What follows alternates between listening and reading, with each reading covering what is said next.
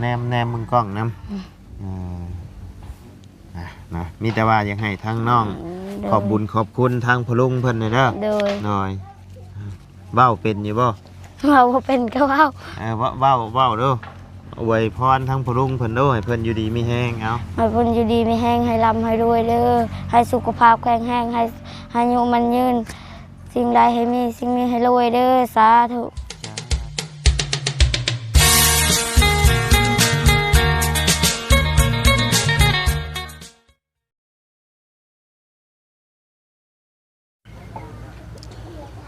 เนาะพี่น้อง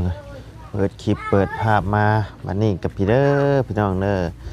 อยู่เฮือนน้องไม้กับน้องพายเพิ่นพี่ละบัดนี้พี่น้องอยู่เมือง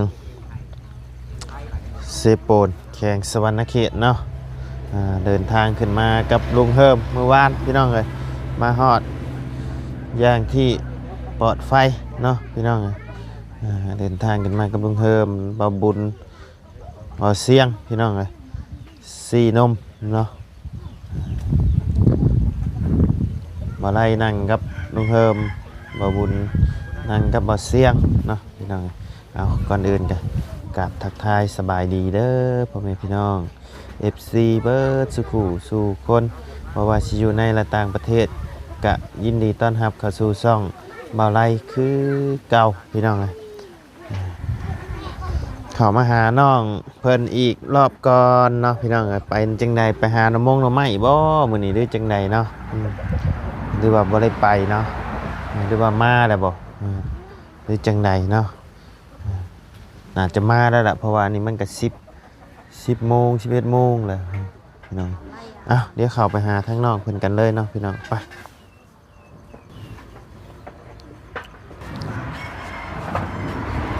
มาพี่เจ้าฮะใช้เอื้อยเจ้าดิไปซ่อนไปช็อต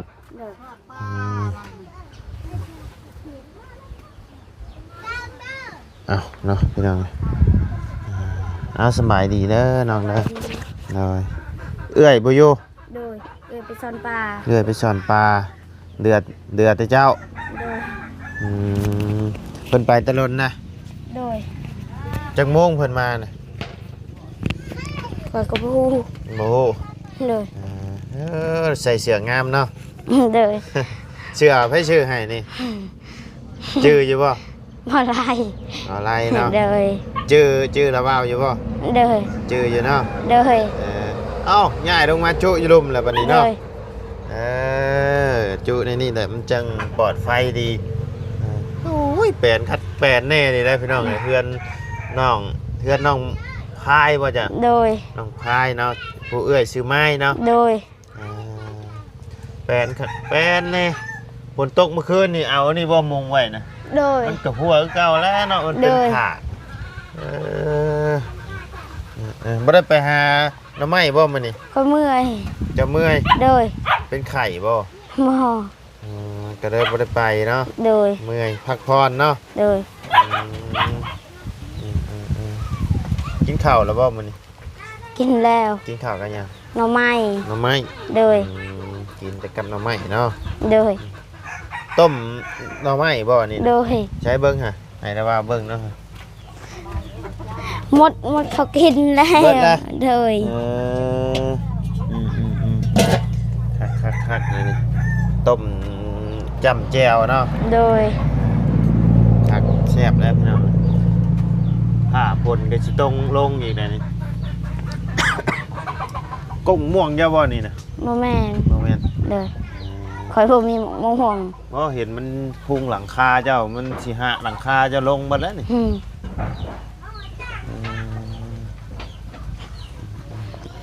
ทางพ่อกับแม่ได้ใช่ไปใช่ไหมไปปลูกกล้วยเอื้อยไปสอนแม่คอยไปกี่ไปยังมูจ้างเพิ่นจ้างแล้วไปรับจ้าง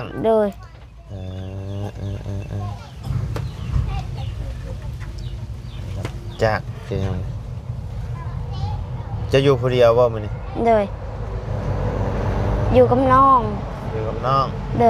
อยู่กับน้องบ่ จักโมงเอื้อยเลยเอื้อยเจ้าสิมาบัด เคยกับฮู เพิ่นไปสอนไกลบ่ เลย เพิ่นไปกับไผน่ะ ไปกับมู่ ไปกับโม เลย เออทางเอื้อยเพิ่นบ่ได้คอยอยู่ดอกพี่น้องเอ้ยไปตลอดเนาะ เลย เออมื้อนี้น้องพายเมื่อยพักผ่อนกันเนาะ เลย เออเออเออ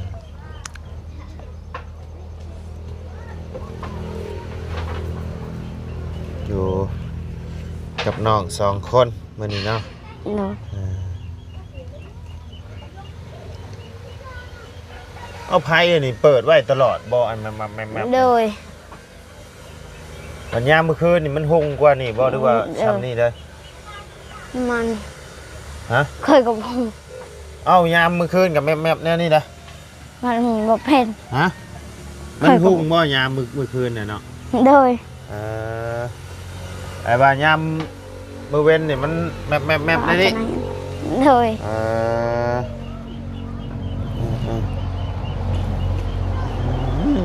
จบพี่น้องเอ้ย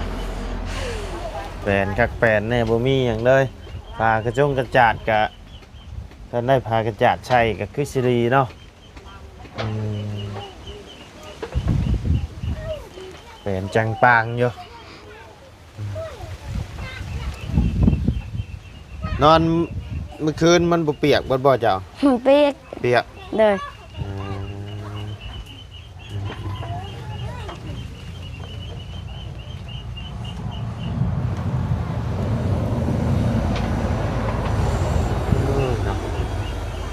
ขาดไปอะไรได้นี่กัน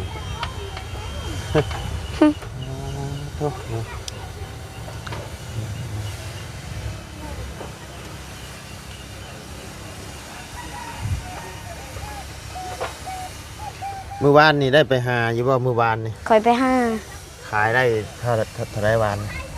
คอยได้2 ธง ได้2 ธง เลย ได้2 ธง คอยไปซ่อน จะไปสอด เลย เมื่อวานนี่ เลย ได้หลายบ่ ได้บ่หลาย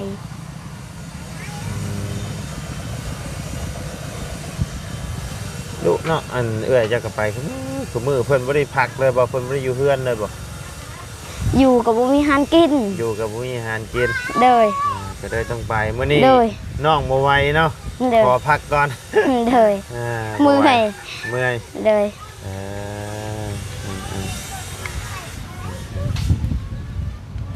ทางน้องบ่ไหวพี่น้องน้องพายน้องไม้บ่อยู่ซ้ำพี่น้องเอ้ยมื้อนี้เนาะว่าสิมีรางวัลมาให้อยู่คนขยันน้องพายบ่อยู่แล้วก็บ่ได้ละบาทนี่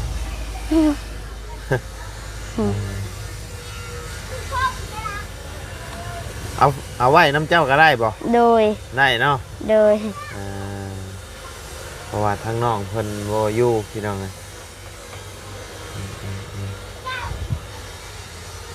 มีแต่ว่าทั้งบ่ได้สิไว้น้ำน้องพายไปให้น้องไม้ โดย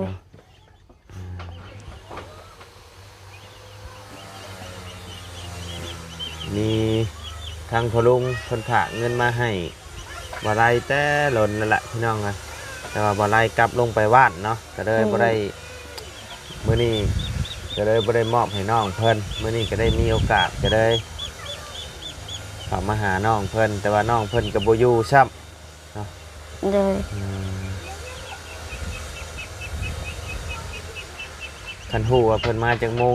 ก็ยังใครได้เนาะอันนี้บ่ยังบ่ฮู้เลยว่าเพิ่นสิมาจักโมง เห็นใดคือมือบ่ได้ไปซ่อน หาจนไล่พุ เลย ไปสอนอยู่เซ่พุ่นบ่ โดย เซ่หมองอันทางไปไอเมืองนองพุ่นบ่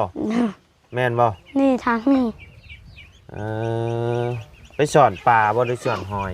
ซ่อนปลา สอนป่า โดยไปซ่อนปันให้น้อย ป่าน้อย โดย ๆไปสอนป่าน้อยๆยัง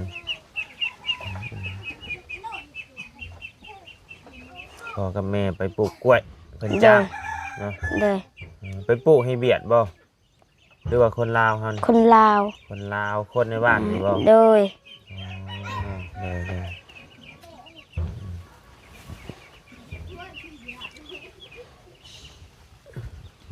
คนก็สิตกเลยครับพี่น้อง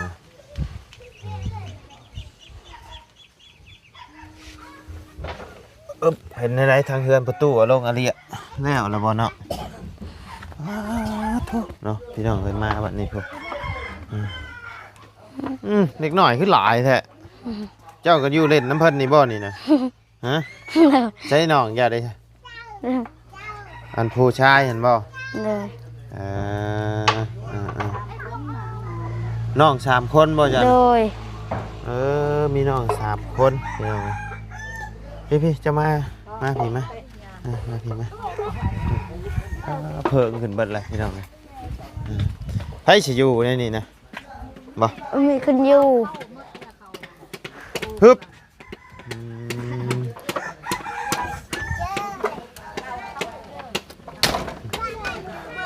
เข้าประตู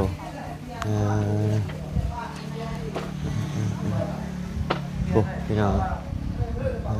เรือนประตูอะไรอ่ะบ้างามมาดีเนาะงามพี่น้องงามบ่น้องพาย งามบ่ โดย อยากได้บ่ อยากได้ อยากได้ นี่ก็อยากได้ นี่ก็อยากได้เนาะ โดย ช่างถามเนาะระเบ้ากันอยากได้ได้เนาะเพิ่นสิบ่อยากได้เฮือนงาม โดย เฮือนนี่ไผเฉียกได้เนาะ โดยอยากได้คืนงามแหละ อยากได้เฮือนงามเนาะ โดย อันนี้เพิ่นเอามาเฮ็ดหยังสมัยนี่น่ะเนาะเอามาไว้เฮ็ดเสาเฮือนบ่ อยากเห็ดเฮือนครัว อยากเฮ็ดเฮือนครัว โดย นี่พี่น้องเพิ่นเอามาไว้เฮ็ดเฮือนครัวเอาไว้เฮ็ดเฮือนนอนนั่นแหละเนาะ โดย มันมัดไว้ข้างในเด้พี่น้อง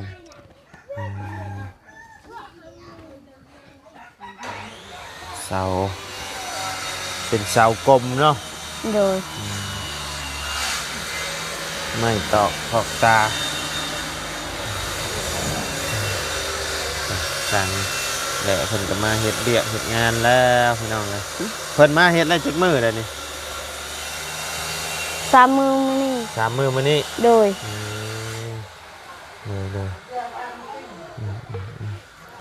เดี๋ยวอ้าวเนาะพี่น้องเลยทางเอื้อยกับบ่อยู่ซับเนาะ โดย นะอย่ายับเข้ามาอีกเห็นกล้อง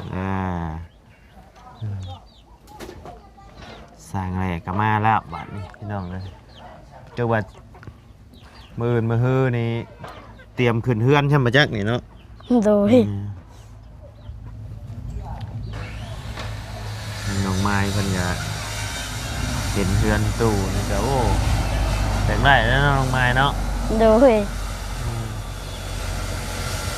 งามนะเฮือนประตูเรียกนี่พี่น้องนะเบิ่งที่แรกคิดว่าน้อยๆมันบักใหญ่พี่น้องนะเดินอยู่ใหญ่พี่น้องนะเฮือนประตูเรียก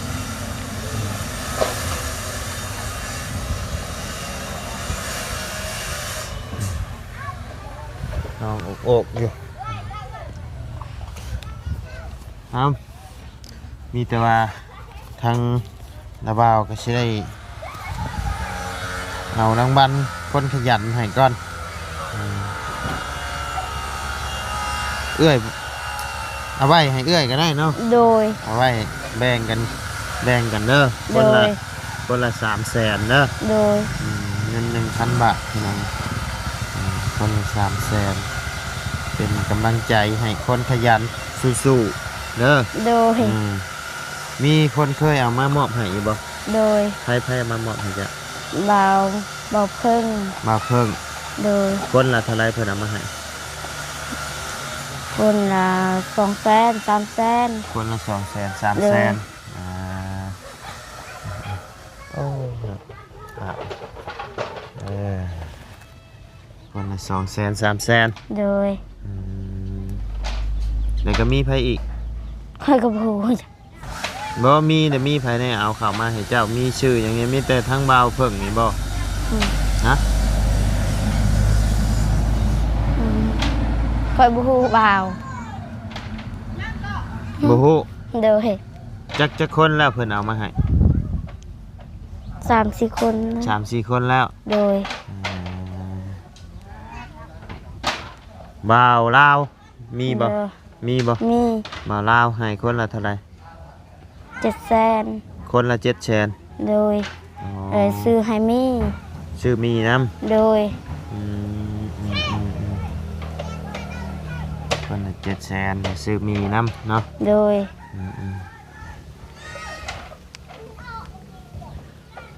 มื้อนี้กันละบ่าวก็มีมาให้คือกันเด้อคนละ โดย คนละ300,000เด้อ โดย คนละ300,000เป็นเงินทางพ่อลุงใหญ่ใจดีอยู่ทางพังไทยพุ่นแหละเนาะเพิ่นก็บ่ได้ขอออกชื่อเสียงเรียงนามมีแต่ว่าบ่ไล่สิมอบให้ทั้งน้องเพิ่นแล้วเจ้าไปแบ่งกันเด้อ โดย ทางน้องไม้เพิ่นบ่อยู่พี่น้องเอ้ยไปสอนเนาะ โดย ทางน้องไม้เพิ่นบ่อยู่ก็เลยสิมอบให้ทางน้องพาย โดย เอาไปแบ่งกันได้เด้อ โดย ชุเจ้าก็เคยแบบว่าอยู่น้ำกันก็เคยตีเคยให้กันอยู่บ่ บ่ บ่เคย โดย เจ้าเว้าแล้วเจ้าแนมสิกล่องพุ่นเด้อ โดย เว้าบ่เคยให้เคยตีกันบ่ บ่เคย บ่เคย โดย ไปก็ไปน้ำกันบ่ได้ให้กันอีก โดย ว้าบ่ดีแล้วเนาะบ่เคยให้บ่เคยว่ากันพี่น้องแต่ทางละว่าวนี่โอ้อ้ายกับน้องนี่ผิดกันตลอด ผิดกันนะฮะเว้านํกันคือเก่าฮักแพงกันคือเก่าหั่นแหละแต่ว่าต้องมีแหละเนาะมื้อใดมื้อหนึงอยากให้เนาะก็ให้กันอยู่เนาะ โดย น้องเพิ่นส่วนนายก็ไปน้ำกัน2 คนเห็นอยู่ใส่ก็เห็นน้ำกันมื้อนี้ทางน้องขอลา โดย ขอลาพัก โดย เมื่อยแห้งเนาะ โดยเมื่อยก็ต้องพัก เมื่อยก็ต้องพักพี่น้อง โดย เปิดปรับลงอีกกันหน่อยหนึงยันบ่เห็นได้ละพี่น้องเอามีแต่ว่าทั้งระบาวกับเงิน600,000เด้อ โดย มอบให้เจ้าคนละ300,000เด้อล่ะเด้อ โดยขอบใจ โดยแนมมึงกล้องน้ำนะมีแต่ว่าอยากให้ทั้งน้องขอบบุญขอบคุณทางพลุงเพิ่นเด้อ โดย หน่อยเว้าเป็นอยู่บ่ เราก็เป็นก็เว้า เว้าเด้ออวยพรทั้งพลุงเพิ่นเด้อให้เพิ่นอยู่ดีมีแฮงเอา ให้เพิ่นอยู่ดีไม่แห้งให้ร่ำให้รวยเด้อให้สุขภาพแข็งแรงให้อายุมันยืนสิ่งใดให้มีสิ่งนี้ให้รวยเด้อสาธุ สาธุเนาะ โดย เว้าเป็นอยู่ตัวสิเนาะ เอาไปแบ่งกันเด้อ โดย ทางน้องไม้เพิ่นบ่อยู่พี่น้องเอ้ยเป็นเงินทางพ่อลุงเพิ่นอยู่ทางฝั่งไทยพุ่นแหละเนาะเพิ่นผ่านเงินมาให้ทางบ่ได้มอบให้เป็นกำลังใจให้คนขยันเด้อ โดย สู้เอาทางบ่ได้ก็ในนามต่างหน้าที่เป็นสะพานบุญให้ทางพ่อลุงมาโดยตลอดเนาะก็ต้องขอบบุญขอบคุณทางพ่อลุงหลายๆเด้อเนาะที่ไว้วางใจนบมือขึ้นล่ะที่ไว้วางใจให้ทางบ่ได้เป็นสะพานบุญให้กับขอให้พ่อลุงอยู่ดีมีแห้งความเจ็บบ่ให้ได้ความไข้บ่ให้มีเด้อเนาะปรารถนาสิ่งใดก็ขอให้ได้สมความมุ่งมั่นดังปรารถนาบ่ว่าสิเฮ็ดธุรกิจการงานหยังก็ขอให้เฮงๆปังๆร่ำๆรวยๆตลอดปีและตลอดไปเนาะและที่สำคัญก็คือขอให้สุขภาพร่างกายแข็งแรงพร้อมครอบพร้อมครัวตลอดปีและตลอดไปเด้อสาธุเนาะเอาโอเคสำหรับพ่อแม่พี่น้องสำหรับคลิปนี้ทางบ่ได้ก็สิได้ขอจบคลิปลงไปเพียงสำนี้ก่อนเด้อพี่น้องเด้อขอบคุณพ่อแม่พี่น้องและ FC เบิร์ดสุขุสู่คนเนาะที่เข้ามาติดตามนะครับส้มทั้งสองบ่ได้เนาะสำหรับคลิปนี้บ่ได้น้องพายขอโตวลาแล้วพี่น้องสบายดีเด้อเนาะไปพี่น้อง